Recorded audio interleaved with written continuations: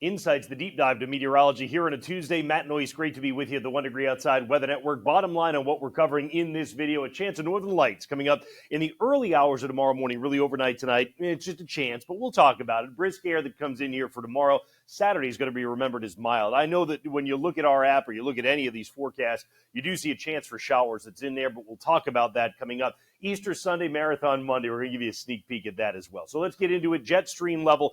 We've got a dip or a trough in the jet stream trying to carve itself out again in the eastern United States. And we talk about the jet stream a lot, and it's indicated the faster winds by some of the coloring of green and yellows that you see in here. But it's the storm steering winds high in the sky that also separate colder air to the north from warm to the south. So there is the trough or the dip in the jet stream that allows colder air to spill down from Canada for a while. But notice as we head into the upcoming weekend, particularly on Saturday, that jet stream rides north, and it hasn't done that in a while. That opens the door to milder air, and actually we think Saturday's going to be up into the 70s for some of us. We'll get to that here in just a second. In the meantime, what happens at the surface as a reflection of the changing jet stream? You get a storm that comes into the nation's midsection here over the next couple of days, gathers some moisture and starts to consolidate, brings rain across the central portion of the nation. We end up drying out on Wednesday, on Thursday, and then as we get into Friday night is the next round of showers that may come in as the warm air starts to push in. But look at Friday high temperatures across the country. Eastern of two-thirds of the nation, mostly either 70s or 80s. And this is a chunk, a little piece of that anyway, is what we get into. Getting into one day on Saturday. Should be gone by Easter, which we'll show you in a minute. So let's go ahead and dive into it here.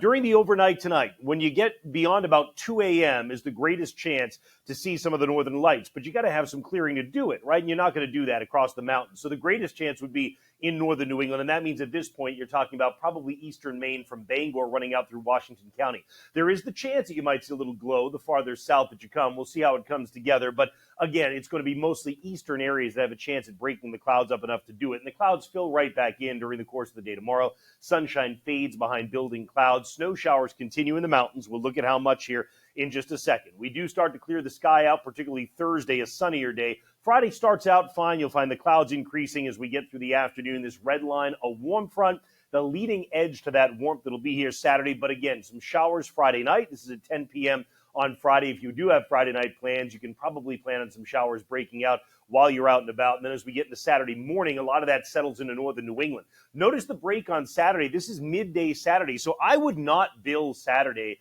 as being a wet day, a showery day. Will there be some showers? Sure, there might be one left over in the morning from the warm front.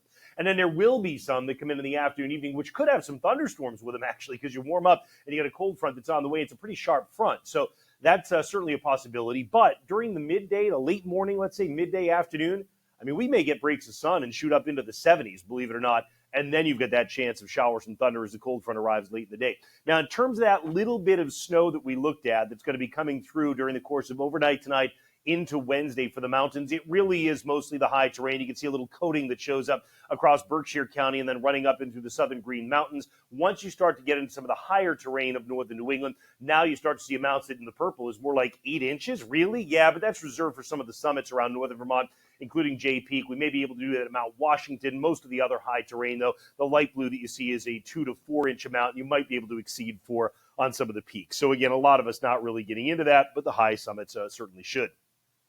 In terms of wind, it does get breezy today.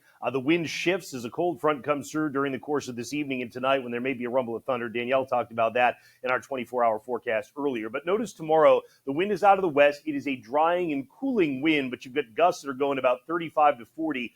Worst case scenario is about 45, 48 miles per hour on some of these gusts tomorrow afternoon, around, let's say, 3, 4 o'clock in the afternoon as we really start to get that flow of cooler, drier air coming in. So it will be gusty for your Wednesday, no question about that. High temperatures Wednesday, definitely cooler than today in southern New England, but still 40s to low 50s.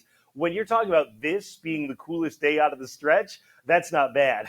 That's a lot better than where we've been, let's say, over the past few weekends, right? Wednesday night, we don't even get down to freezing in a lot of spots. Northern New England will be able to do it, but that's about it, where the snow showers continue, and they kind of wrap up during the overnight Wednesday night. Thursday, expect to find temperatures running in the 50s for almost everybody. Still generally a westerly wind. 30s for us on Thursday night, 20s across the north.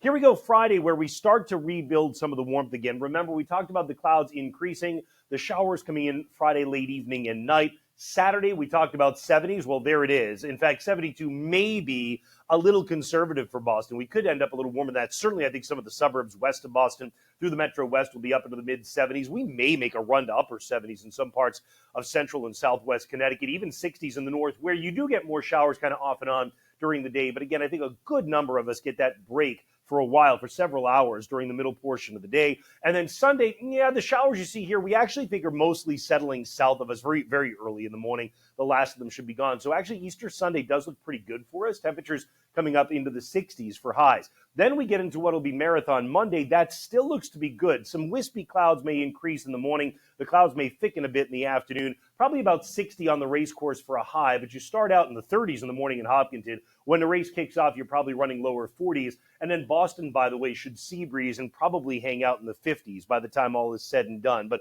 along the race course in general, you'd be about 60. And you can see that here for your Monday high temperatures for those of you that have the holiday, which is a lot of folks. It's actually a very, very good day, all things considered. You can stay on top of all of it with our app, Noyes' 1 Degree Outside Weather, a free app in the App Store and Google Play. If you haven't downloaded it yet, please make sure you do. And you can also get some of the 1 Degree Outside swag at swag.onedegreeoutside.com.